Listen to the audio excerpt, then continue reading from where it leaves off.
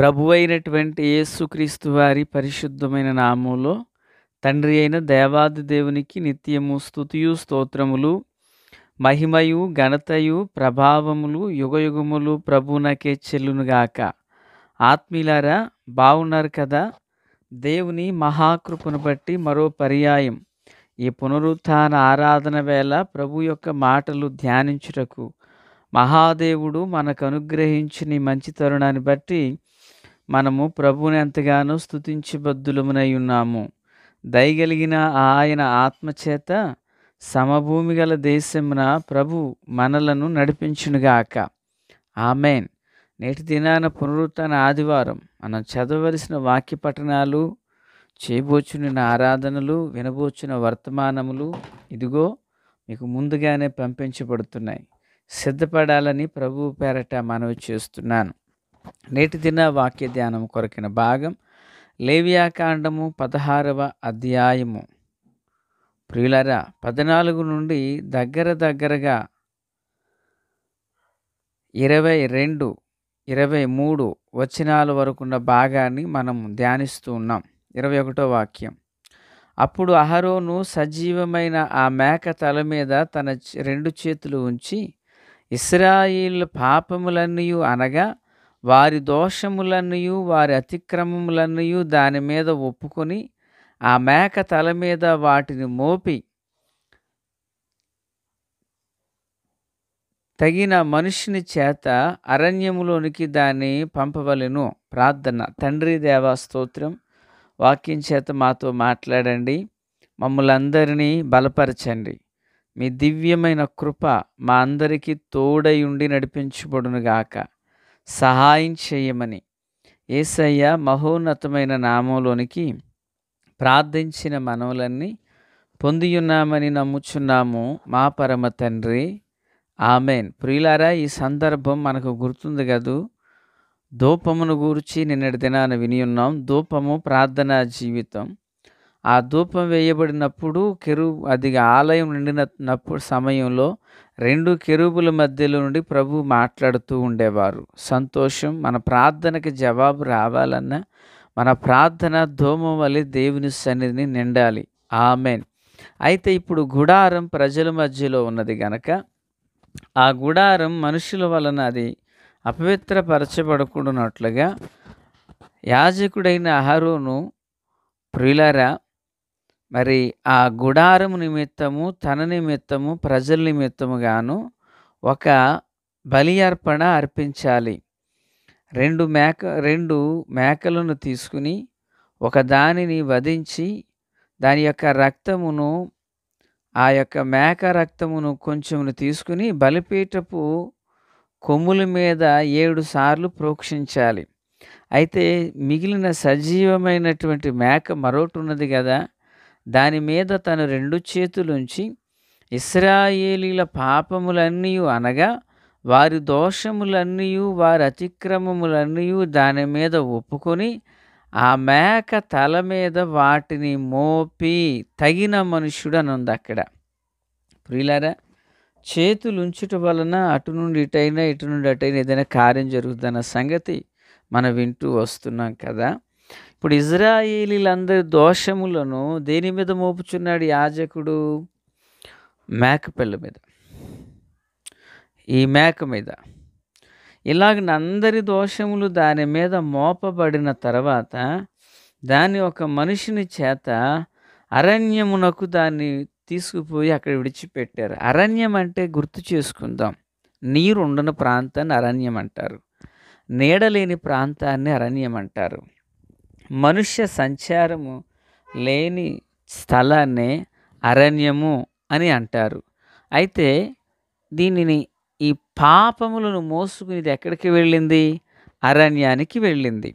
అరణ్యములో ఎటు పోవాలో తెలియక, ఏం చేయాలో తోచక, ఏది తినుటకు దొరకక అది అరణ్యములో తన ప్రాణాన్ని విడుస్తుంది. ప్రియులారా, వింటున్నారా? ఇశ్రాయేలీలందరి దోషములను భరించిన ఈ మేక అరణ్యములో తన తలవాల్చి చనిపోతుంది. మీకు గుర్తుందనుకుంటున్నాను. దైవభక్తుడైనటువంటి ఒక ఆయన నడుచుచున్న యేసును చూచి, లోక పాపములను మోసుకుని పోయే దేవుని గొర్రెపిల్ల అన్నారు. ఇక్కడ ఇశ్రాయేలీలందరి యొక్క పాపములను పరిహరించుటకు గాను, ఇశ్రాయేలీల యొక్క దోషములను భరించుటకు గాను, పాలెమందున్న వారందరి విషయమై ప్రాయశ్చిత్తము కలుగునట్లుగా ఒక మేక మీద వారి దోషములన్నీ దానిపై మోపబడ్డాయి. దేవునికి స్తోత్రం. ప్రియులారా, ఇదిగో యోహాను భక్తుడు చెప్పినట్లుగానే లోక పాపములను మోసుకుని పోయే దేవుని గొర్రెపిల్లగా ప్రభువైన యేసు అందరి దోషముల విషయమై ఆయన కలువరిలో బలియాగమునై ఉన్నారు. దేవునికి స్తోత్రం. పాత నిబంధన ఛాయాచిత్రము నూతన నిబంధన యేసులోనే నెరవేరింది. దేవునికి మహిమ కలుగునుగాక. ఒక మేక ఇశ్రాయేలీలందరి దోషముల విషయమై అరణ్యములోనికి అది కొనుపోబడి విడిచిపెట్టబడింది. అలాగుననే మన ప్రభువైన యేసయ్య పట్టణములో కాదు పిల్లరా, పట్టణమునకు వెలుపల శిబిరము వెలుపట భూమి ఆకాశానికి మధ్య ప్రియులారా మిట్ట మధ్యాహ్నం 6 గంటల సమయము, ఇంచుమించుగా 6 గంటల సమయము 2 కొయ్యలకు 3 మేకుల చేత అంటుకట్టబడి సర్వమానవాళి యొక్క పాప పరిహారార్థమై ఆయన తన ప్రాణమును పణముగా పెట్టి ఉన్నారు. అక్కడ నీడ లేదు, ఆయనకు ఆ నీరు లేదు. ప్రియులారా, యేసును సిలువ వేయక మునుపు యేసు వెంబడి వేల కొలది ప్రజలు ఆయన వెంబడి వెళ్ళి ఉన్నారు. రొట్టెల కొరకు, స్వస్థతల కొరకు, విడుదల కొరకు, విమోచన కొరకు, బాగుపడుట కొరకు వేలాది మంది వెళ్ళారు పిల్లరా. అయితే యేసు సిలువ సమయంలో కేవలం వేళ్ళ మీద లెక్క పెట్టగలిగిన వారు మాత్రమే అక్కడ ఉండడం జరిగింది. ఈ మాటలు వినిచున్న ఆత్మీయులారా, లేవియాకాండము 16వ అధ్యాయము ఈ మేక నిజరూపం ప్రభువులో ఉంది. ఆమేన్. ఈ మేక వలన ఇశ్రాయేలీలకి ఎలాగున విడుదల దొరికిందో, ఇదిగో ప్రభువైన యేసు ద్వారా నాకు విడుదల, ప్రభువైన యేసు ద్వారా నీకు విడుదల. సర్వ మానవాళికెవ్వరికైనను వారు విశ్వసించిన ఎడల, దేవుని యందైన విశ్వాసమును కలిగి ఉండిన ఎడల వారికిని దేవుడు జయమును విజయమును అనుగ్రహించుటకు సామర్థ్యమును కలిగిన దేవుడునై ఉన్నారు. మేక వారి దోషములన్నిటి విషయమై భరించి తన తనువును చాలించింది. ఇదిగో ప్రభువైన యేసును రోమా పట్టణం చంపడం కాదు పిల్లరా, ఆయనే తన ప్రాణం పెట్టుటకు, తన ప్రాణమును తిరిగి తీసుకొనుటకు ఆయన అధికారము కలిగిన దేవుడు. ఆమేన్.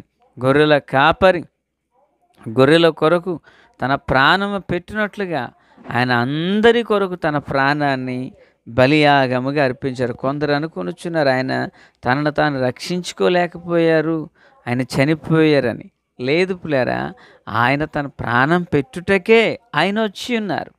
తన ప్రాణము పెట్టుట వలననే కదా మానవాళికి విమోచన, నాకు విమోచన, ఇదిగో మీకు విమోచన, మనందరికీ విమోచనము కలుగ చేయుటకు తన ప్రాణాన్ని పణంగా పెట్టి ఉన్నారు. ఈ మాటలు వినిచిన ఆత్మీయులారా, మరి నీ జీవితంలో నీ కొరకు ఎవరైనా ఏదైనా చేశారంటే, కొంచెం ఏదైనా తల్లి, తండ్రి, అన్నదమ్ములు, అక్క చెల్లెండ్లు, స్నేహితులు, నెలవైన వారు ఏదైనా చేసి ఉండొచ్చు నీకు సహాయం. అయితే నీ కొరకు ప్రాణం పెట్టిన వారు ఎవరైనా ఉన్నారంటే ఒకే ఒక్కరు, ఆయన నజరేయుడైన యేసు ప్రభువు. ఆయన ఒక్కరే నీ కొరకు ప్రాణం పెట్టింది. ఎవరేది చేసినా సహాయం చేశారు, ఎవరేది చేసినా మాట సాయమో మూట సాయమో చేశారు. కానీ ఒక్క ప్రభు అయిన యేసు నా కొరకు నీ కొరకు తన ప్రాణాన్ని బలియాగముగా అర్పించారు. మరి ఇట్టి ప్రభునందు విశ్వసించి నమ్మిన యెడల రక్షణ మార్గాన్ని పొందుకుని నిత్యరాజ్యములో చేర్చబడతావు. కిందకి ఆలస్యం రా, ప్రభునందు విశ్వసించు. ప్రభు కృప తోడయుండునుగాక. తండ్రి దేవా స్తోత్రాలు. వాక్యం అందరి హృదయాల్లో ఫలభరితం చేసి మేలు చేత నింపండి. మీరు ఆకడ కొరకు, రాజ్యము కొరకు అందరినీ సిద్ధం చేయండి. సియోనులో నుండి మీ కృపా హస్తం అందరికీ తోడయుండునుగాక. యేసయ్య మహోన్నతమైన నామంలోనికి ప్రార్థించిన మనవులన్నీ పొందియున్నామని నమ్ముచున్నాము మా పరమ తండ్రి. ఆమెన్. Praise the lord.